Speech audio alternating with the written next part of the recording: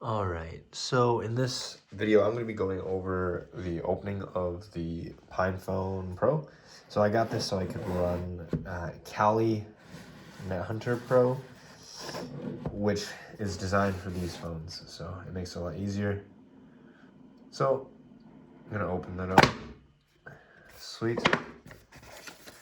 Okay, we've got the instructions here. So English, package contents, user manual, the phone, and the Type-C. Okay, I don't need that. What do we have here? Ah, cool. It comes with a screen protector. That's nice. This is empty. Put that over here. And then we've got the phone itself. Case. Also don't need that. Alright, so this is the case, the cable that comes with it.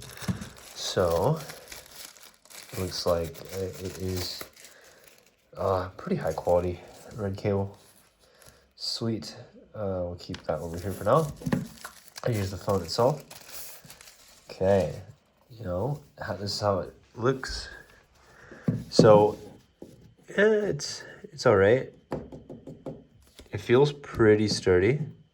It's got a volume button, and then it's got a power button. It doesn't have anything else. On the left side, I don't see anything. The top has actually a headphone jack, which is pretty rare nowadays. And let's see, we've got on the bottom, it looks like a microphone, Type-C. Then we get the speaker here. Let's see if I can take out the battery easily. Here on the side, it looks like there's a groove to pull it out. So this will just pop the case part open. So that's good. This phone is easy to open. So I'll just pop this side here. Okay, so this is pretty cool. Here's the battery. It says Pine 64 on it, which is pretty nifty. I don't see that too often. And then here's it looks like SD card and SIM card slot. Let's see if this is a plug-in only or if I can like pry it up. It looks like I have to put let's see if I can take the battery out first. Actually, here's a little groove right there. This looks like the speaker. And actually, I noticed right here on the camera, there's a little pine cone in between the light and the camera right there. That's pretty nifty. So I'm gonna take out the battery. Pine 64 battery. It's pretty cool. It's designed specifically for this. Nice. Warranty. Okay. And then this is nifty. They've got a plastic thing covering the battery, so that's nice. Okay, so here is how the SIM card works. So the SIM card goes in the slot in the bottom there, and then the micro SD card goes on the top. That's what it seems to do. And here is looks like CPU info there. Let me see if I can get a better light shot for it. It's fine. You can look up the specs online. So this is the JWD series stuff right there. So I'm going to take this tape off the battery and then we'll see how this looks. Okay, so removed that so the contacts are exposed. Putting the battery in. This will have no SIM card. Putting the case back on. Okay. And you know what? While I'm at it, I'm going to do the screen protector too, because why not? Okay, so screen protector out, sticky side down. Okay. So I'll do this very briefly. Remove this layer. Glass. Oh.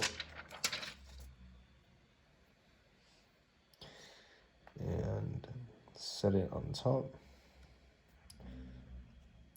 Okay, that covers most of the screen. And then with the diagonal motion, just go across the screen protector like that. And then do it to the other side from the middle to get all the bubbles out. And there it is, screen protector applied. The last bubbles are right here. I can manually just squeeze them out with my finger, I'm not too concerned. All right, now to turn it on, holding the power button, it vibrates, there's a little red light there. So let's see what happens here. Okay, now it turned green. And let's see if it does anything else. Okay, so there it is. This is the first time I've seen KDE. I saw a mouse icon for a moment. That's pretty funny. This is the boot sequence. Yeah, it's running KDE. What? What happens if I turn it sideways? Oh, that's cool. Oh, wow. Okay, this is really Linuxy. Okay, I'm just going to run through this. Oh, I see there's the bubble there. Let me move that out of the way. Okay, I should be gone. Oh, Wi-Fi. So, okay, maybe it's not designed to be sideways. Okay, well, there's that. Well, let's do this. Current time zone. EUROPE. I'll just do it. Hold on, cube time. For the, oh, did I get the right time zone? Okay. Okay, Wi-Fi. All right, I will connect to 1. And let me put this in. We've got, you know what? I have it written down somewhere actually. Okay.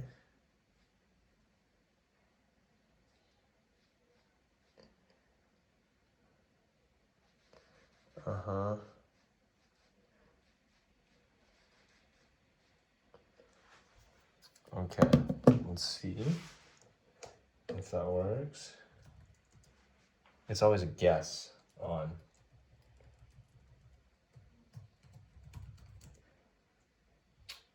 if it's gonna work or not.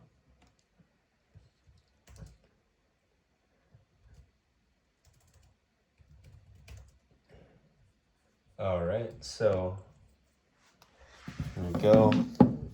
All right, so this is what happens if it fails. So I actually have the correct one now. Let's see, let me get this thing going. All right. So it's kind of slow. Let's see if this works again. Okay.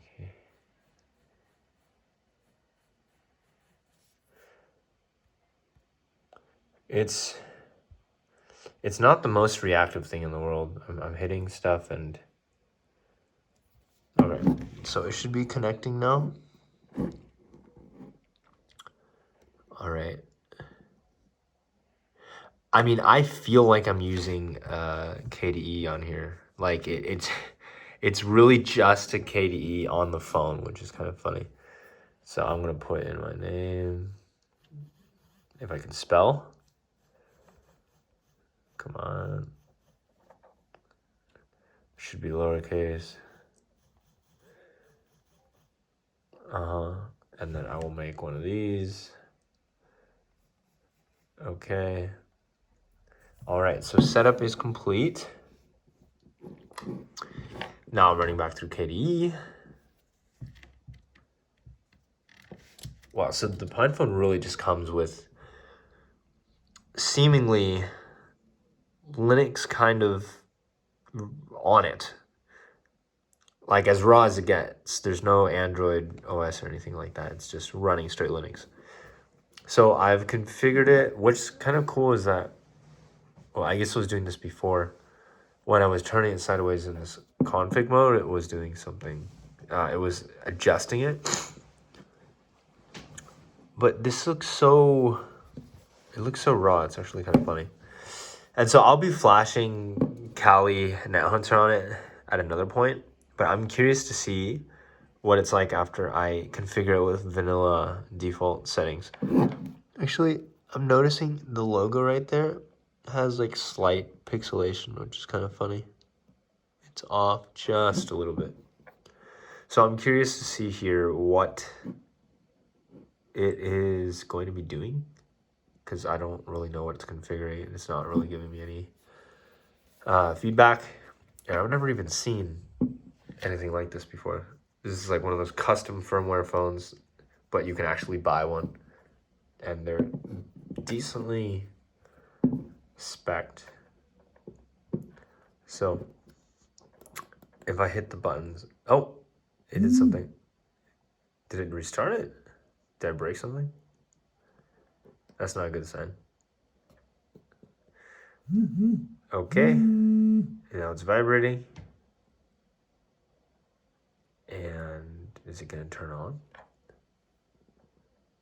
It's doing its thing again. I see the mouse. There it is. That's the funniest thing to me. There's literally a mouse on it. Okay, so the back light is on. Okay, this is the lock screen. So I'll swipe up from the bottom. I'll put in my PIN. All right, and here we go. Okay, so I cannot move left to right or up and down. Oh, I can, but it was delayed. How does this work? Okay, so I can move up. Has different applications. So it comes with, on the home screen, the phone. So it looks like it's just a phone application. Great. The space bar. Okay. It looks like the SMS. Okay. And then there's Angelfish, which is something I've never seen before. This looks like the browser. And I can download AdBlock on here. That's pretty nifty. So what is Angelfish? It looks like Firefox. Kind of. All right. Oh, DuckDuckGo, downloads, browser extensions. Oh, wow. I have browser extensions on here. Oh, that's interesting. So DuckDuckGo is the default. Sure. But it says I have browser extensions, which is cool. AdBlock is built into this. So that's pretty nifty. JavaScript you can disable, enable there. Loading images, enabling AdBlock when I open a link or media image. What does that say? Screen rotation doesn't seem to work on either side. Nope. Back to the home screen. So this is the Windows screen, so it's kind of the same like other Androids. Okay, so that's kind of nifty. Oh, and if I swipe from the top, I hit the search, which is kind of cool. It's like a global search. So if I type in Angelfish, okay, so it's kind of like that. What if I type terminal? Look at that. Here we go. We've got a terminal now. Okay, it runs Manjaro ARM. So if I run ls, very cool. It runs just a normal kind of Linux home right here. So if I go, let me change directory to desktop, and you can write in tab. I can, oh, that's, yeah. Tab complete, enter, run ls. Nothing inside home, cd, back to main. What happens if I do print working directory? Home, let's see if I can do change directory to root on here. Whoops. So I hit the button there, but it saves the command. Let's see what's in here. Oh, that's a problem. When I hit the this when I hit this section of the phone, it goes to the Windows screen as if I pressed this. That's quite annoying, actually. So that's not great. But I mean that's what that is. Okay, so there's a terminal. Fantastic. All right, I'm gonna look at the other things. Angelfish, Calendary. I'm assuming it's calendar. Okay, that's a really Linuxy calendar. Clip, videos, clock, discovered. Elsa. Elsa is for what?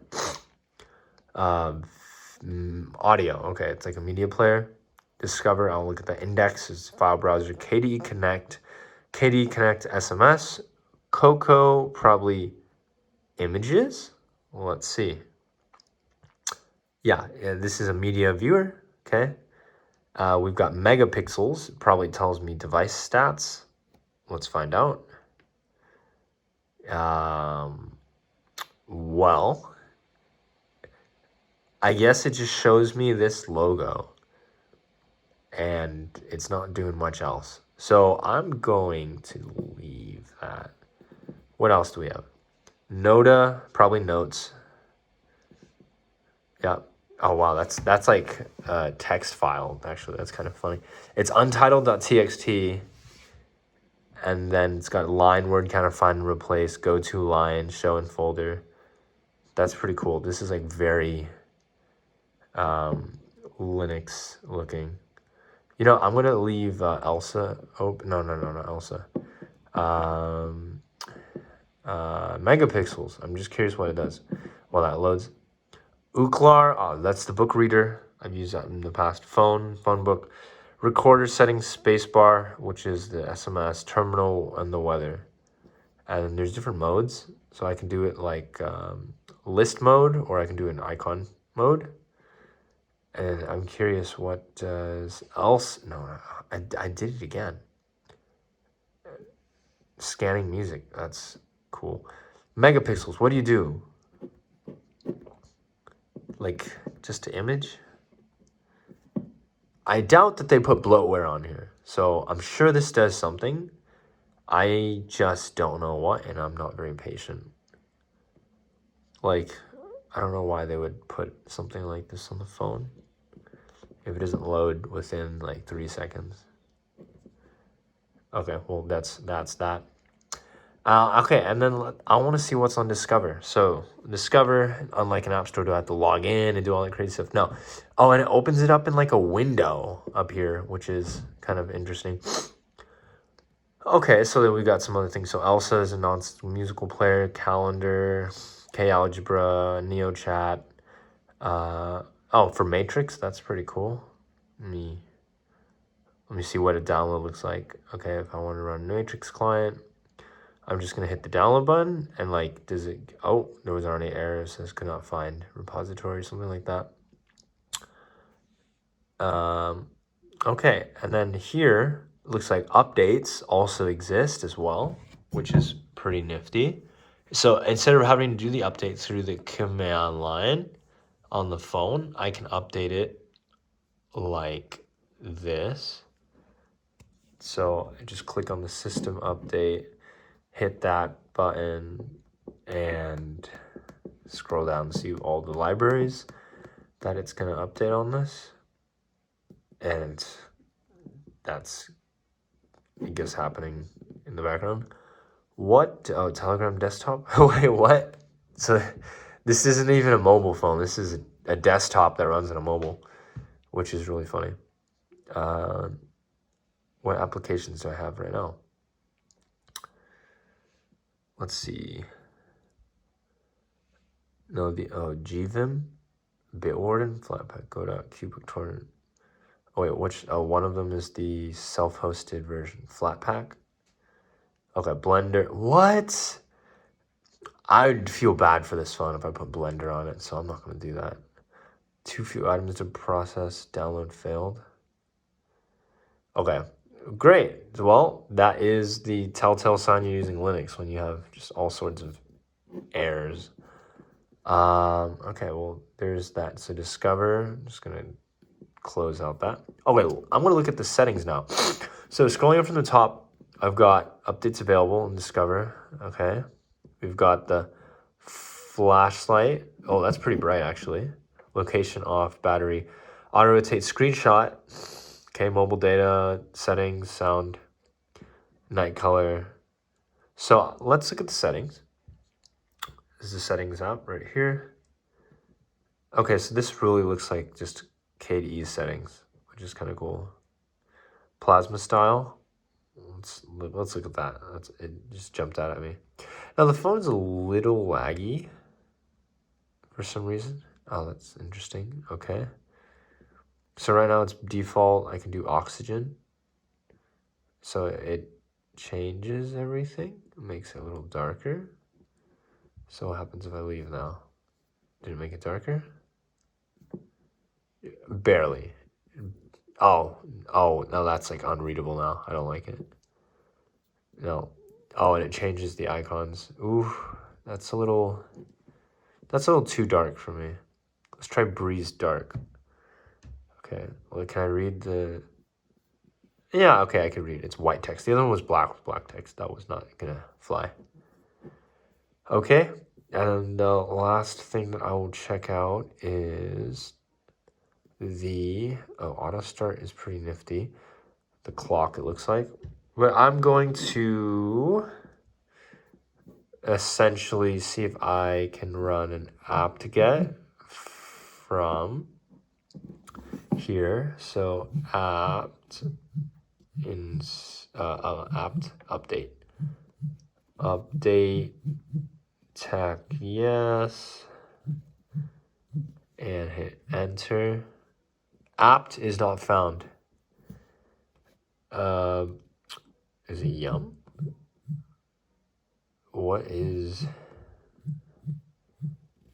this do? Okay, if it's not apt, if it's not a then maybe there's a different way to update it.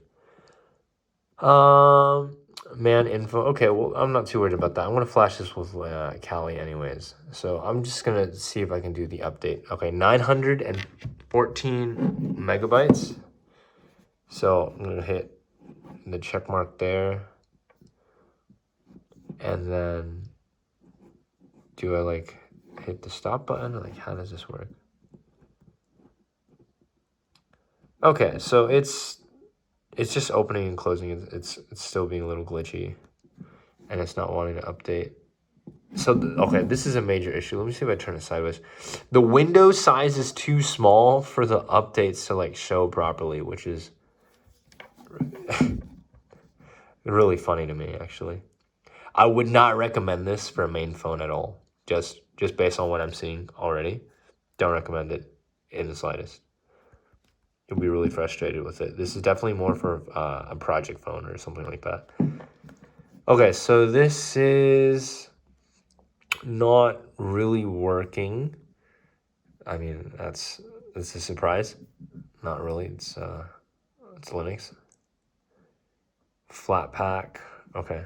So, well, if the update isn't working, let me try doing this again.